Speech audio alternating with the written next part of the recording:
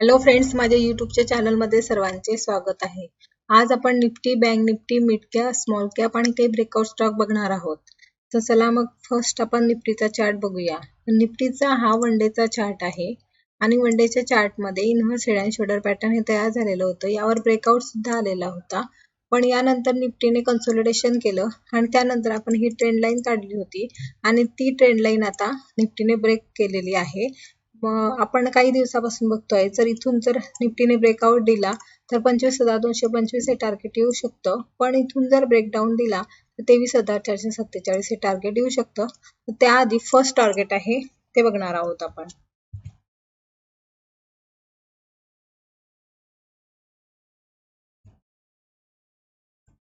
त्याआधी first target हे असणार आहे 23,928.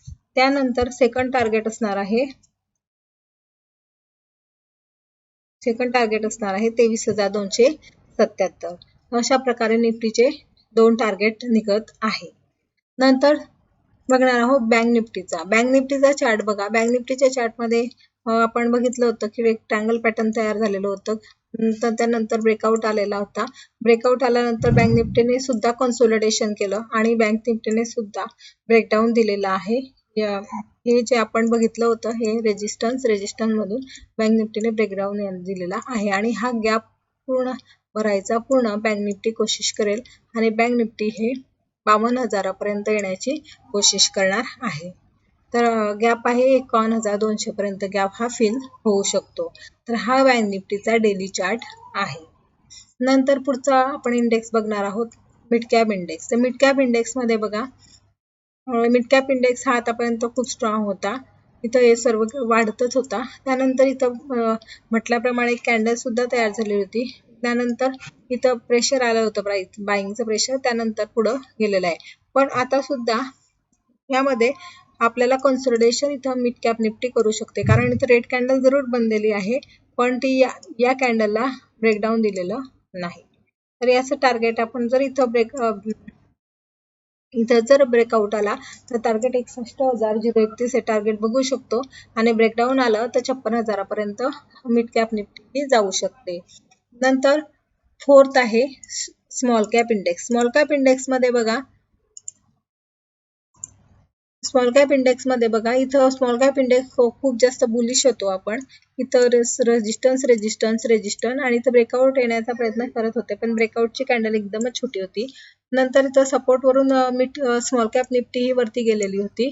त्यानंतर या 11 कॅन्डल्स बनल्या होत्या. त्यानंतर इथं रेड कॅन्डल म्हटल्याप्रमाणे तयार झालेली होती. त्यानंतर इथं बाईंगचं प्रेशर आलं आणि इथं कन्सोलिडेशन करून वरती जाण्याचा प्रयत्न करेल स्मॉल कॅप निफ्टी. किंवा जर ही कॅन्डलला जर ब्रेक झालं तर डायरेक्टली इथं 17,750 पर्यंत जाण्याची स्मॉल कॅप निफ्टी कोशिश करणार आहे. तर आपण आता ब्रेकआउट स्टॉक बघणार आहोत. ब्रेकआउट स्टॉक मध्ये कसं असतं ना, जर आपण डेली जर ब्रेकआउट स्टॉक बघत असेल तर मार्केट जरी डाऊनला गेलं तरी काही ब्रेकआउट स्टॉक हे मिळत असतात, कारण चार्ट हेच कोणत्या स्टॉकचे जर चार्ट चांगले असतील, स्ट्रॉंग असतील तर ते ब्रेकआउट देतच राहतात. म्हणून मार्केटचा आणि स्टॉकचा असा म्हणजे असं नाहीये, जर आज जर आपल्याला जरी निफ्टी खाली असेल तर निफ्टी मधले काही स्टॉक हे वरती असतील, मिड कॅप निफ्टी असेल तर मिड कॅप निफ्टी मधील काही स्टॉक हे वरती असतील. ज्यांचे फंडामेंटल स्ट्रॉंग असतील ते स्टॉक सुद्धा वरती जातात, किंवा ज्यांचे टेक्निकल चार्ट स्ट्रॉंग असतात ते स्टॉक सुद्धा वरती जातात. तर आपण फर्स्ट स्टॉक बघणार आहोत क्विस कॉर्पोरेशन. तर क्विस कॉर्पोरेशन मध्ये बघा, स्टॉक हा वरती गेलेला होता लाईफ टाइम हायला, त्यानंतर खाली आल्यानंतर इथं काही दिवस खाली कन्सोलिडेशन केलं असं म्हणू शकतो. पण इथं कन्सोलिडेशन केल्यानंतर काही पॅटर्न तयार होतात. तर पॅटर्न्स मध्ये एक पॅटर्न तयार झालेला आहे inverse head and shoulder pattern. तर inverse head and shoulder pattern मध्ये इथं व्हॉल्यूम सुद्धा जबरदस्त आलेला आहे आणि इथं ब्रेकआउट येण्याचा प्रयत्न करत आहे. स्टॉकचं नाव आहे क्विस कॉर्पोरेशन आणि हा डेली चार्ट आहे. स्टॉकची प्राइस आहे 719 रुपये 65 पैसे. आपण स्टॉक घेऊ शकतो 719 रुपये 65 पैशाला. स्टॉप लॉस आपण 700 रुपये लावू शकतो आणि फर्स्ट टार्गेट आहे 760 रुपये. नंतर टार्गेट आहे 840 आणि वरती जाण्याचा स्टॉक पूर्ण प्रयत्न करेल. अशा प्रकारे हा फर्स्ट स्टॉक आहे क्विस कॉर्पोरेशन. नंतर सेकंड स्टॉक आहे RRP इन्फ्रा.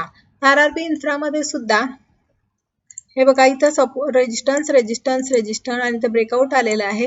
ब्रेकआउटची कॅन्डल ही खूप जबरदस्त आहे आणि व्हॅल्यूम सुद्धा खूप जबरदस्त आलेला आहे. तर एखादा स्टॉक कसा ओळखायचा, ब्रेकआउट स्टॉक आलेला आहे की त्यामध्ये व्हॅल्यूम खूप जबरदस्त असतात जेव्हा ती आपली ब्रेकआउटची कॅन्डल बनत असते. तिथे सपोर्ट आणि जेव्हा ब्रेकआउट देते तेव्हा व्हॅल्यूमचं पण जबरदस्त असतात आणि कॅन्डल सुद्धा मोठी असते. तर आपण फर्स्ट स्टॉक बघितला क्विस कॉर्पोरेशन, सेकंड स्टॉक बघितला RRP इन्फ्रा आणि हा डेली चार्ट आहे. तर आता स्टॉकची प्राइस आहे 245 रुपये. तर स्टॉकला तुम्ही 245 ला बाय करू शकता. 230 रुपये आपण स्टॉप लॉस ठेवूया आणि 240 रुपये आणि 220 रुपयाचं टार्गेट आहे. स्टॉकचं नाव आहे RRP इन्फ्रा. नंतर पुढचा स्टॉक आहे ज्योती CNC ऑटोमेशन. ज्योती CNC ऑटोमेशन मध्ये बघा इथं रेजिस्टन्स आणि इथं ब्रेकआउट आलेला आहे. कॅन्डल ही मोठी आहे. इथं सपोर्ट आणि व्हॅल्यूम जर बघायला गेलं तर व्हॅल्यूम सुद्धा इथं चांगले आलेले आहे. स्टॉकची प्राइस आहे 1435 रुपये 90 पैसे. हा स्टॉक आहे विकली चार्ट. विकली स्टॉकला वेळ लागतो आणि 1435 आणि आपण इथं 1400 रुपयापर्यंत आपण स्टॉप लॉस किंवा 1385 रुपयापर्यंत आपण स्टॉप लॉस ठेवू शकतो आणि स्टॉक हा 1700 रुपयापर्यंत जाण्यास तयार आहे. स्टॉकचं नाव आहे ज्योती CNC. नंतर पुढचा स्टॉक आहे इडलवेस फायनान्स सर्व्हिसेस. इडलवेस फायनान्शियल सर्व्हिसेस मध्ये बघा इथं रेजिस्टन्स इथं आलेला आहे बिग कॅन्डल आणि इथं सपोर्ट आणि बघा कॅन्डलचं जर बघितलं व्हॅल्यूम जर बघितला तर एकदम जबरदस्त आलेला आहे. कॅन्डल सुद्धा जबरदस्त आहे आणि हा डेली चार्ट आहे. तर इथं स्टॉकची प्राइस आहे आता 138 रुपये 64 पैसे. 130 रुपये टार्गेट, 130 रुपये स्टॉप लॉस घेऊ शकतो. 160 रुपये टार्गेट येण्याची शक्यता. तर आपण आज Nifty, bank Nifty, mid cap, small cap हे चार्ट बघतो, डेलीच बघतो आणि नंतर स्टॉक बघितले क्विस कॉर्पोरेशन, RRP इन्फ्रा, ज्योती ऑटोमेशन आणि इडलवेस फायनान्शियल सर्व्हिसेस. तर ज्यांना असे ब्रेकआउट स्टॉक बघायचे असतील त्यांनी चॅनलला सबस्क्राईब करा, व्हिडिओला लाईक करा आणि शेअर करा. थँक्यू.